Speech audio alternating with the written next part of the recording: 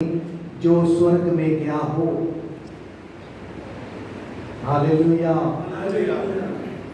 इसलिए वचन कहता है कि कोई स्वर्ग में नहीं चढ़ा एक को छोड़ करके, क्योंकि वो स्वर्ग से आया था और वो स्वर्ग में चला गया। उसके बाद अभी तक कोई गया नहीं है।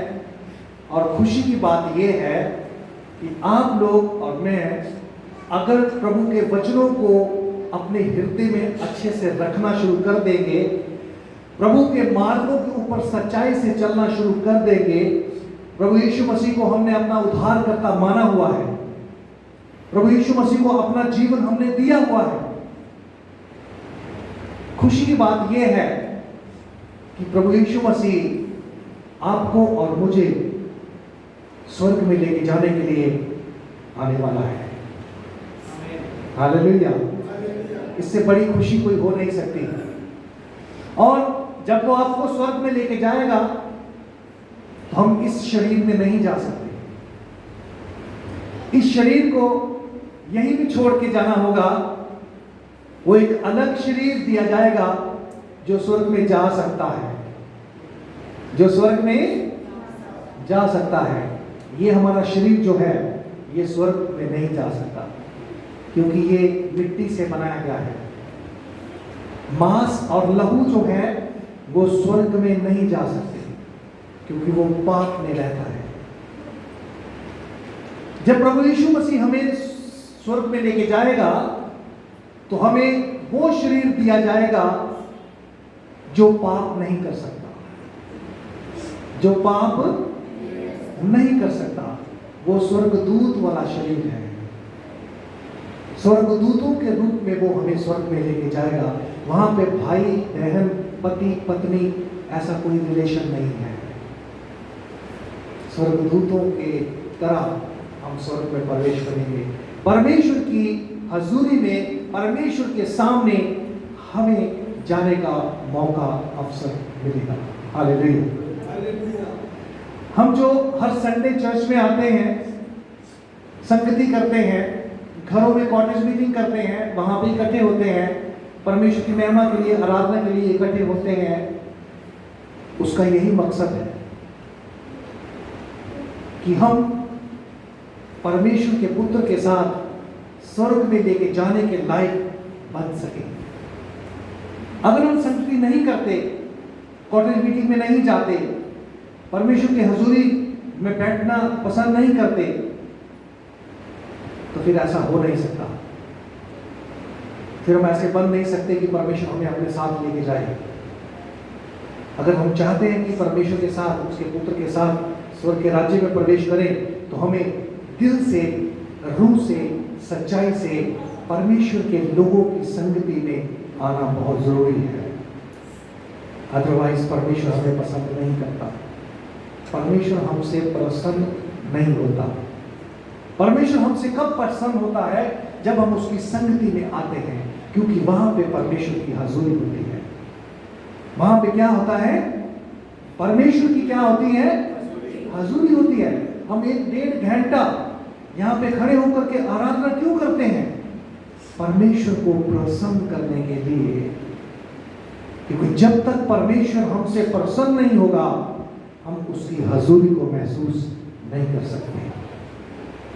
हालेलुया। कुछ लोग परमेश्वर के आनंद में सारा दिन रहते हैं।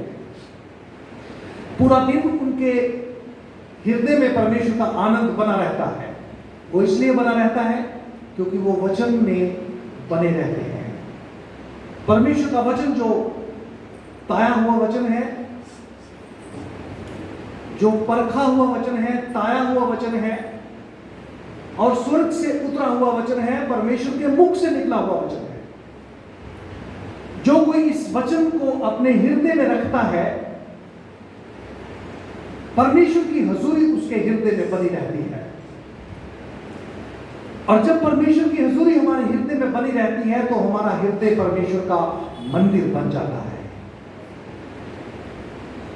लोग मंदिरों में परमेश्वर को ढूंढने के लिए जाते हैं, गुरुद्वारों में जाते हैं, मस्जिद में जाते हैं परमेश्वर को ढूंढने के लिए। लेकिन परमेश्वर अपने वचन में कहता है कि ईंट और पत्थर से बनाए हुए भवनों में मैं रहता नहीं हूं।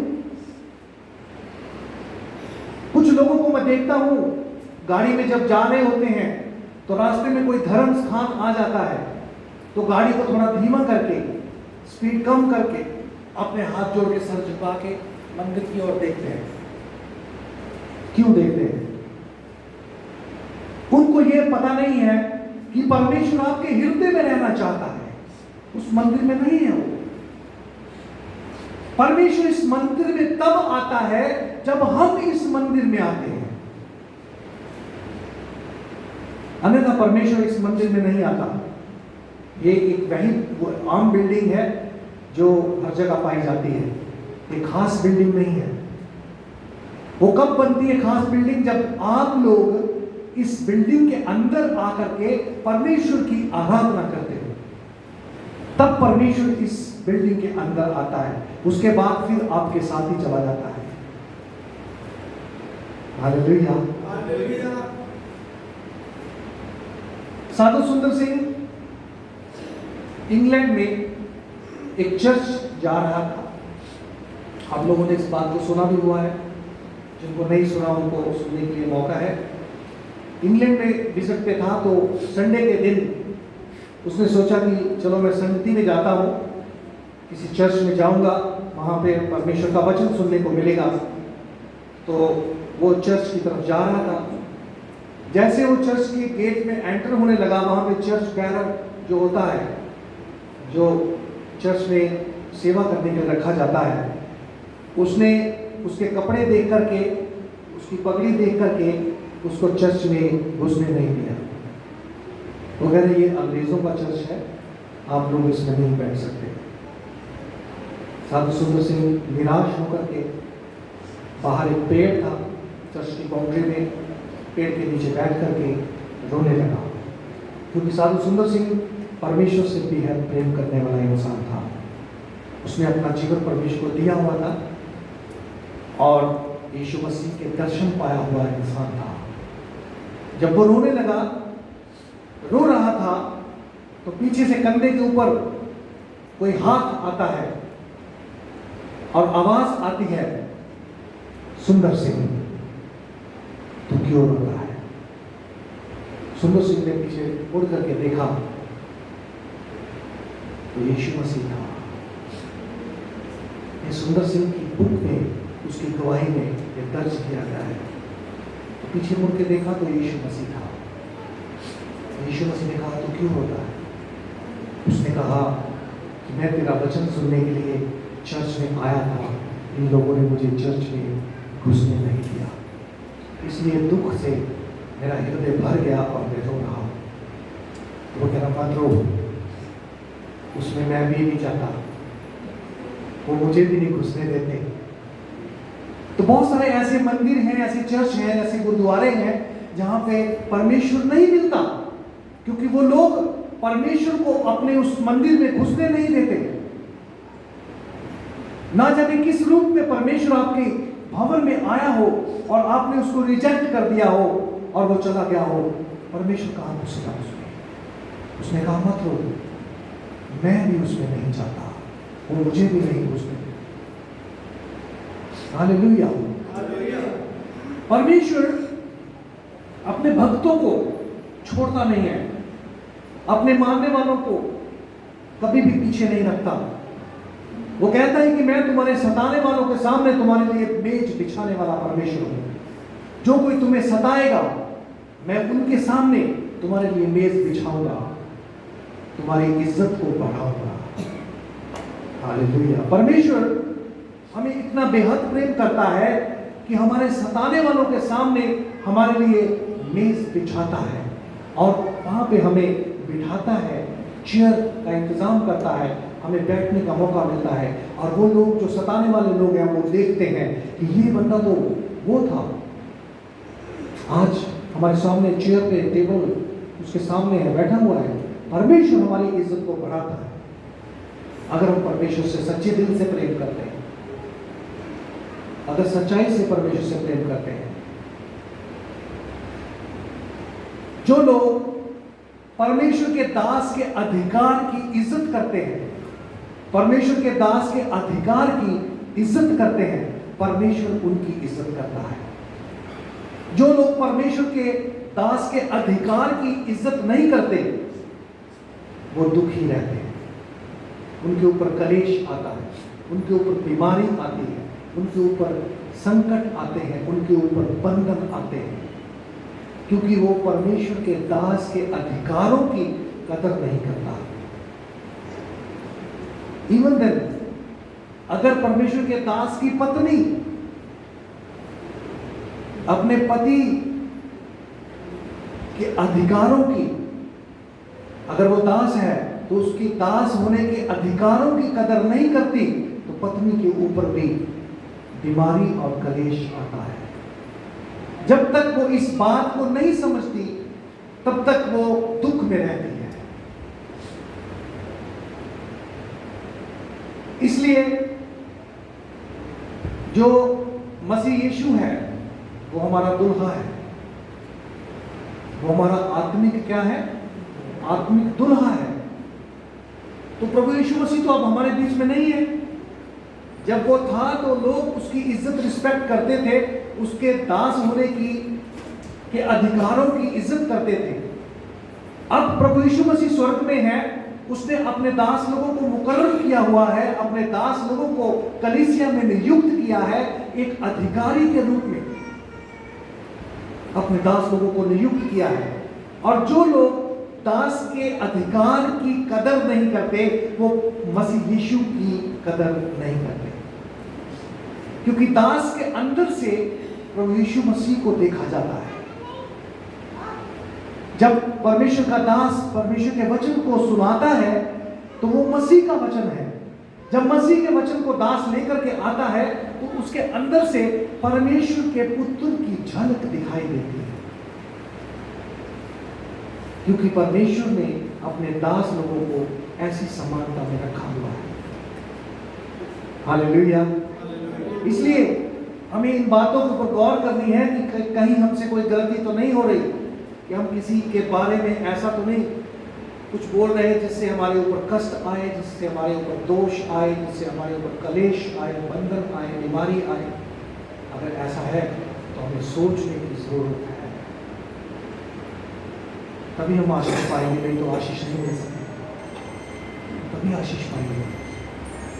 वचन में लिखा है, तुम अंत के दिनों में संगति करना ना छोड़ना। अंत के दिनों में संगति करना ना छोड़ना। वो क्यों कहा गया है? क्योंकि अंत के दिनों में शैतान के काम बढ़ जाएंगे, शैतानी लोग बढ़ जाएंगे, और अत्याचार बढ़ जाएगा, मसीहत का विरोध बढ़ जाएगा, चर्चों को ढाया जाएगा, देश देश के ऊपर चढ़ाई करेगा, कौम कौम के ऊपर चढ़ाई करेगी। बुरे दिन आ जाएंगे। जब बुरे दिनों के अंदर आप चर्च जाना छोड़ दोगे, संगति करना छोड़ दोगे, आपका हृदय बुझ जाएगा। जब आपका हृदय बुझ गया, आपके अंदर आनंद कहां से आएगा? आनंद तो उस हृदय में आता है जिसके अंदर खुशी होती है। वो मसीह की खुशी, वो परमेश्वर का आनंद, वो खुशी तभी आएगी जब हम संगति में आएंगे, गर्म रहेंगे। मसीह के वचनों में जब हम गर्म रहेंगे, तो वो खुशी आपके हृदय के अंदर रहेगी। वो कहता है कि मैं चाहता हूं कि तुम फल लाओ और तुम्हारा फल बना रहे। एक दिन के लिए नहीं, हमेशा के लिए वो फल बना रहे, और उन फलों को देख करके लोगों का जीवन बदल जाए। उन फलों को देख करके लोगों का जीवन बदल जाए। जब किसी अच्छे इंसान को हम देखते हैं और उससे मुलाकात होती है, मिलते हैं, उसके ख्यालातों को सुनते हैं, तो हमारे ऊपर उसका असर होता है, हमारे ऊपर उसका असर होता है। किसी अच्छे पेड़ की छाया के नीचे में बैठोगे तो उसकी छाया का असर आपके जीवन में होता है, आपके शरीर के ऊपर उसका असर रहता है। नीम के पेड़ के नीचे बैठोगे तो आपको ठंडक मिलेगी, सिंबल के पेड़ के नीचे बैठोगे तो आपको गर्मी मिलेगी, धूप मिलेगी, क्योंकि छाया नहीं मिलेगी वहां पे आपको। एक ऐसे इंसान की छाया के नीचे रहोगे, ऐसे इंसान के कांटेक्ट में रहोगे, तो उसके गुण आपके अंदर आना शुरू हो जाएंगे। हालेलुया। इसीलिए संगति करना बहुत जरूरी है। संगति में आना इसीलिए जरूरी है कि संगति में परमेश्वर के दास के कांटेक्ट में रहोगे तो अच्छी बातें सीखने को मिलेगी। आपके बच्चे अगर चर्च नहीं आते, घर में बैठे रहते हैं, बहुत बुरी बात है, बहुत गलत बात है। क्योंकि बच्चों को अगर हमने अच्छी सेध नहीं दी, अगर बच्चों को हमने अच्छी शिक्षा नहीं दी, तो हमारे बड़े होने का, हमारे बहुत अच्छी नौकरी करने का कोई फायदा नहीं है। क्योंकि बूढ़े होने के बाद बच्चों के हाथों में जाओगे, जब बूढ़े हो जाओगे तो बच्चों के हाथों में ऑटोमेटिकली जाना है। अगर आपने अपने बच्चों को अच्छी शिक्षा नहीं दी, वचन की गहराई नहीं बताई, वचन की शिक्षा बच्चों को नहीं दी, जब आप बूढ़े होकर के बच्चों के हाथों में जाओगे तो बच्चे आपके साथ कैसा व्यवहार करेंगे, कैसा सलूक करेंगे? अगर अच्छी शिक्षा नहीं पाई तो आपको वो प्रेम करेंगे क्या? बच्चे आपको प्रेम ही नहीं करेंगे। इसलिए बच्चों को चर्च लेके आना उतना ही जरूरी है जितना आपको आना जरूरी है। क्योंकि बच्चों को हमने रास्ता दिखाना है। हमने रास्ता सीख लिया है, लेकिन बच्चों को रास्ता दिखाना बहुत जरूरी है। इसीलिए मैं जोर देता हूं कि अपने बच्चों को घर छोड़ के मत आओ, चाहे छोटा हो चाहे बड़ा हो। तुम कितने भी सक्सेसफुल बन जाओ, कितने भी बड़े बन जाओ, करोड़ोंपति बन जाओ, बिरला टाटा बन जाओ, अंबानी बन जाओ, उनके जैसे करोड़ोंपति खरबोंपति आप बन जाओ, बेशक बन जाओ, लेकिन आप कभी भी बिरला टाटा, अंबानी, मोदी, शाह, इनके साथ पर्सनली कभी बैठ के बात करके देखना। कभी मौका मिले, जहाँ जिन लोगों का कांटेक्ट उनके साथ रहता है उनको पूछना, उनके साथ पर्सनली मिलके देखो, क्या आप अंदर से खुश हो? उनके अंदर कभी आपको खुशी नहीं मिलेगी। उनको अपना पैसा दिखता है तो खुशी होती है उनको, बिना पैसे के उनको खुशी मिले तो फिर माने। लेकिन जिसके अंदर परमेश्वर का प्रेम है, परमेश्वर का वचन है, उसके पास अगर पैसा नहीं भी है, जो आनंद, जो खुशी उसके अंदर आपको मिलेगी, वो अंबानी के अंदर नहीं मिल सकती। परमेश्वर की मर्जी है, क्योंकि उन लोगों ने पैसे को अपना परमेश्वर बनाया हुआ है। आप लोगों ने परमेश्वर को अपना परमेश्वर बनाया है। परमेश्वर का वचन कहता है तुम दो स्वामियों की सेवा नहीं कर सकते। तुम दो स्वामियों की सेवा ना तो, या तो तुम्हारा धन तुम्हारा परमेश्वर है या मैं तुम्हारा परमेश्वर हूं। जो लोग धन से ज्यादा प्रेम करते हैं वो परमेश्वर के साथ नहीं मिल सकते, क्योंकि धन भी इस संसार का परमेश्वर है। जो लोग धन के पीछे लगे रहते हैं, धन कमाने के चक्कर में रहते हैं, वो परमेश्वर से दूर चले जाते हैं। परमेश्वर का आनंद उनके हृदय में नहीं रहता। जिस दिन वो धन उनके पास से चला जाता है, वो सबसे दुखी इंसान बन जाते हैं। अय्यूब जो परमेश्वर के साथ प्रेम करने वाला इंसान था, बहुत धनी इंसान था, भेड़ बकरियां, बहुत धन उसके पास था, उसके बेटे बेटियां, बहुत सारे बेटे बेटियां परमेश्वर ने उसको दे रखे थे, लेकिन परमेश्वर से प्रेम करता था। परमेश्वर ने उसको आशीषित किया हुआ था। शैतान ने जब अय्यूब की परीक्षा ली तो उसका सारा धन दौलत जो था वो खत्म हो गया। एक ही दिन में उसके सब बेटे मारे गए। एक ही दिन में बेटे बेटियां खत्म कर दी शैतान ने। एकदम से जीरो हो गया, राख में बैठ गया। शैतान ने इतना बुरा हाल उसका कर दिया कि उसके शरीर में कीड़े पड़ गए और राख के पास बैठ करके अपने बदन से कीड़े निकाल करके राख में फेंकता रहता था। शैतान ने इतना बुरा हाल उसका किया, इतना नरक बना दिया उसको कि अपने शरीर से कीड़ा निकालता था, उसको राख में फेंकता था। उसकी घरवाली ने बोला, तुम ऐसे परमेश्वर की उपासना करते हो जिसने तुम्हारा ये हाल कर दिया, अभी भी तुम उसकी सिताइश करते हो, अभी भी तुम उसको अच्छा भला बोलते हो, उसको उलाहना क्यों नहीं देता, तू उसको बुरा क्यों नहीं बोलता? अय्यूब ने कहा अगर वो अच्छा देता है तो हम लेते हैं, तो बुरा देता है तो क्या ना लें। फिर भी उसने परमेश्वर को दोष नहीं दिया, क्योंकि वो परमेश्वर से बेहद प्रेम करता था।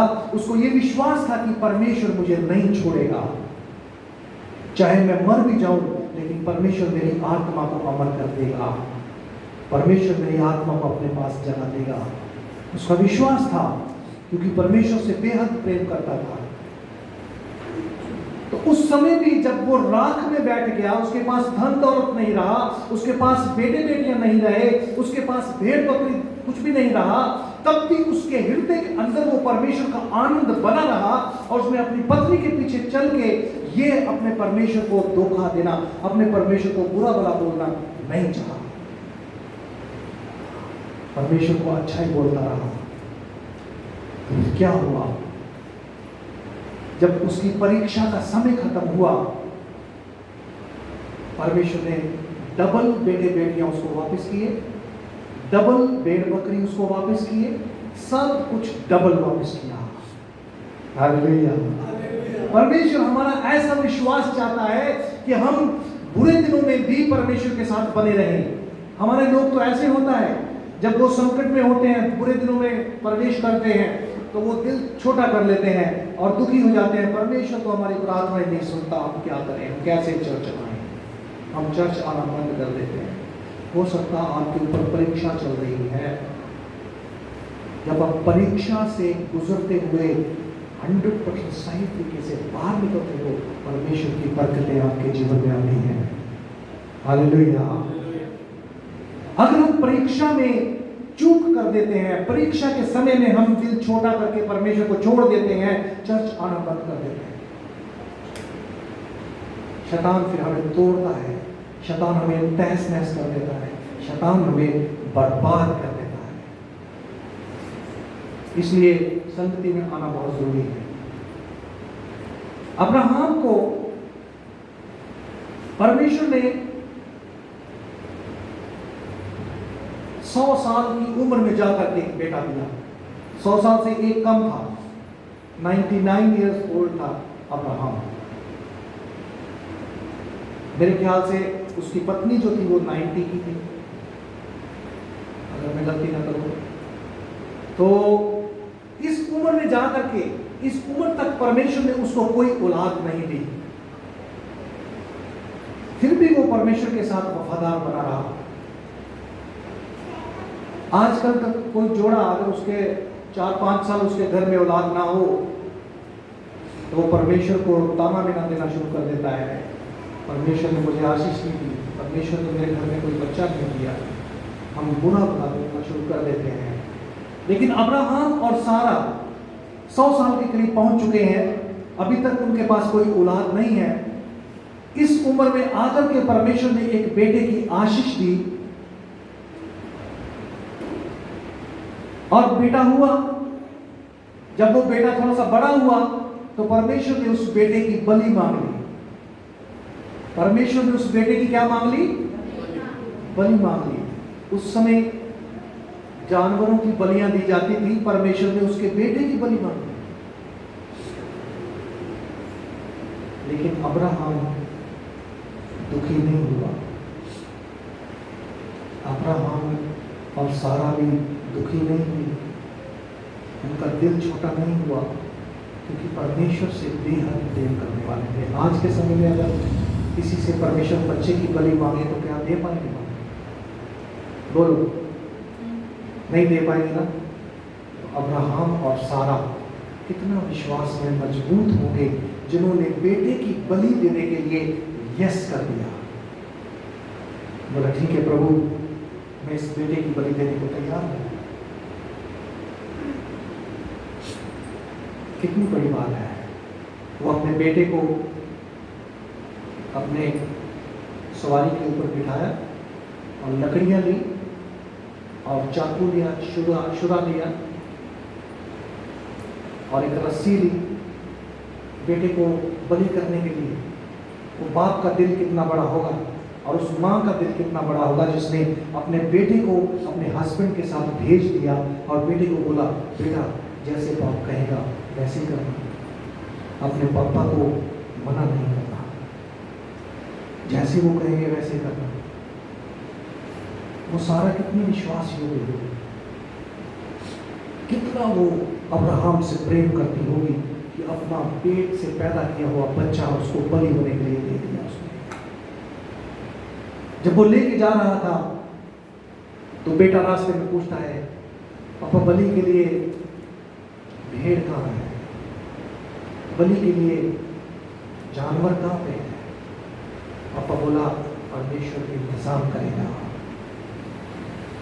तब तक अब्राहम को ये नहीं पता कि क्या होने वाला है, पिता इंतजाम करेगा। अपने नौकर चाकर को पीछे छोड़ करके बलि वाली जगह के ऊपर अब्राहम और बेटा दोनों जाते हैं। दोनों लेके, दोनों बाप और बेटा बलि देने वाली जगह के ऊपर पहुंचते हैं। हाथ में रस्सी ली हुई है, हाथ में लकड़ियां ली हुई हैं। जब बलि दी जाती थी, जानवरों की बलि दी जाती थी, तो उसके मांस को जलाया जाता था और उसके जो ब्लड होता था वो अति पवित्र स्थान पर छिड़का जाता था, जिससे परमेश्वर उनके पापों को क्षमा करता था। उसी तरह से बलि होनी थी। वहां तक पहुंच गया, बेटे को बांध करके वहां पे बलि वाली जगह के ऊपर रख दिया है। बेटा वहां पे धर दिया है, लकड़ियां तैयार कर ली हैं, चाकू को हाथ में ले लिया है। अपने नौकर चाकर को नहीं बताया कि मैं क्या करने जा रहा हूं। जो नौकर थे उनको बोला तुम यहीं रुको, मैं आया थोड़ी देर के बाद, थोड़ा काम करना है, मैं करके आता हूं। उनको नहीं पता क्या करने जा रहा है, नहीं तो वो लोग भी रोक सकते हैं, नहीं ये क्या कर रहे हो। जाकर के जब बलि देने लगा, जब उसको जमा करने लगा, बेटे को करने के लिए तैयार था, हाथ में चाकू था, ऊपर से आवाज आती है, परमेश्वर आवाज देता है, अब्राहम तेरी बलि कबूल हो चुकी है। परमेश्वर ने उसके मन को जांच लिया कि वो जिस काम के लिए मैंने उसको कहा है वो 100% उस काम को करने को तैयार हो चुका है। परमेश्वर ने कहा तेरी बलि कबूल हो चुकी है। वो सामने देख, वहां झाड़ी में एक भेड़ फंसी हुई थी, उस भेड़ को लेके आ और उसकी बलि चढ़ा दी। तो बच्चे को साइड में कर दिया और भेड़ की बलि परमेश्वर ने कर दी। 100 साल की उम्र में परमेश्वर ने एक बेटा दिया और कुछ सालों का जब हुआ तो परमेश्वर उस बेटे की बलि मांग ली। इस हद तक परमेश्वर कहता है हम विश्वास योग्य बने हैं। इस हद तक परमेश्वर हमारा विश्वास देखना चाहता है। जो उस हद तक परमेश्वर में विश्वास योग्य बने रहते हैं, परमेश्वर उनको स्वर्ग में लेके जाने का वादा करता है। हालेलुया। हो सकता है हम कमजोर हैं, उस हद तक हम पहुंचने के लायक बने हैं कि नहीं बने हैं, लेकिन अगर आप सच्चे परमेश्वर के ऊपर भरोसा करते हो, अगर उस परमेश्वर को अपना सच्चा जिंदा परमेश्वर मानते हो, तो इस बात का विश्वास आपके हृदय में होना चाहिए कि परमेश्वर आपको कभी अनाथ नहीं छोड़ेगा, परमेश्वर आपको कभी नुकसान में नहीं रहने देगा। वो कहता है कि मेरी सब बातें धर्मी जन के लिए भलाई को उत्पन्न करती है। धर्मी जन के लिए सब बातें मिलकर के क्या होता है? भलाई को उत्पन्न करती हैं। परमेश्वर हमारे लिए कभी भी नुकसान वाली बात नहीं करता। जो कुछ भी परमेश्वर हमारे लिए करता है वो हमारी भलाई के लिए होता है। मुझे याद है जब मेरा पहला बेटा जो फर्स्ट बेबी था, 2 साल का भी होने वाला था, एक दिन रहता था 2 साल होने में पूरा। अगले दिन उसका बर्थडे था, अगले दिन उसका क्या था? जन्मदिन था। तब मैं सेवा में नहीं था, प्रार्थना में था। अभी मसीह में चलना शुरू किया था। जब मसीह में मैंने चलना शुरू किया था, शैतान ने मेरा बहुत बड़ा नुकसान कर दिया था। मेरे से मेरा बेटा ले लिया था शैतान ने। बेटे की डेथ हो गई जब मसीह में मैंने चलना शुरू किया। मैंने परमेश्वर पे विश्वास किया कि अगर मेरा एक बेटा परमेश्वर की रास्ते के ऊपर चलने के समय एक बेटा मेरा खो गया है तो परमेश्वर मुझे डबल देगा। जैसे अय्यूब को आशीषों में सब कुछ डबल दिया, परमेश्वर मुझे डबल देने वाला है। और आज की डेट में आप सब लोग जानते हैं मेरे 2 बेटे हैं। एक बेटा शैतान ने मेरा ले लिया था, परमेश्वर ने मुझे 2 दिए। हालेलुया। परमेश्वर आपको कभी नुकसान में नहीं रहने देगा। और मेरा ये विश्वास है कि वो जो बेटा हमारे पास नहीं है वो परमेश्वर के पास स्वर्ग में है। वचन में लिखा है कि बच्चों को मेरे पास आने दो, उन्हें मना ना करो, क्योंकि स्वर्ग का राज्य ऐसो ही का है। वो परमेश्वर के पास है। जब हम परमेश्वर के पास जाएंगे तो उससे भी मुलाकात होगी। Hallelujah, hallelujah. परमेश्वर हमें मजबूत करता है, वचनों के द्वारा मजबूत करता है कि हम मजबूत हो जाएं। हम नुकसान उठाते हुए भी परमेश्वर को दोष ना देने वाले बने। अगर हमारा नुकसान भी हो रहा है तो परमेश्वर को कभी दोष नहीं देना है, क्योंकि वो कहता है सब बातें मिलकर के धर्मी जन के लिए भलाई को ही उत्पन्न करती हैं। तो अगर हम विश्वास में मजबूत हैं, अगर हमारा नुकसान भी होता है, हमारा धन दौलत भी चला जाता है, इवन हमारे बच्चे भी हमारे से खो जाते हैं, तो ये मत सोचना कि परमेश्वर ने आपको छोड़ दिया है। अगर विश्वास में आप बने रहोगे तो एक क्या, बहुत सारे बेटे परमेश्वर, कितने बेटे दिए मुझे परमेश्वर, ये जितने बच्चे बैठे हैं ये सब मेरे बेटे हैं।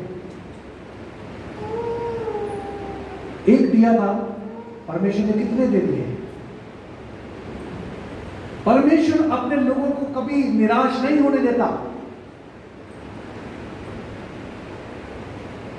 ये बात है कि अगर हम अब्राहम की तरह विश्वास में मजबूत बन के परमेश्वर के रास्तों पर चलते हैं तो आज अब्राहम को विश्वास का पिता माना जाता है। विश्वास का पिता अगर माना जाता है तो अब्राहम है। Hallelujah, hallelujah. प्रभु आज इन वचनों के द्वारा सब आपको बहुत सारी आशीष दें।